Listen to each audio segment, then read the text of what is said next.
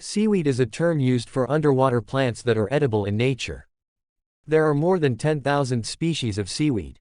It varies in taste, texture and nutritional value. Nowadays seaweed is gaining fame due to its health benefits. It is commonly used in Korean, Japanese and Chinese cuisine like sushis, seaweed noodles and beauty products. Here are some of the reasons why you should add seaweed in your diet. Number 1. It boosts immunity. According to various studies, seaweed contain an antioxidant named fucocoxanthin. This compound is proved to have cell regeneration capacity. Studies also showed that it significantly minimized the effect of viral infections like COVID-19. Number 2. Good for blood sugar levels. Seaweed contain a great amount of prebiotic and fibers, so it is a better candidate for diabetes management.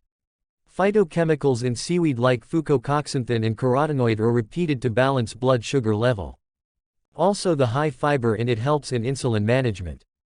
Number 3. Manages hormonal imbalance. Seaweed is reported to contain compounds like iodine and amino acid tyrosine. Both of these compounds have their roles in management and improvement of thyroid functioning. Number 4. Good source of vitamins and minerals.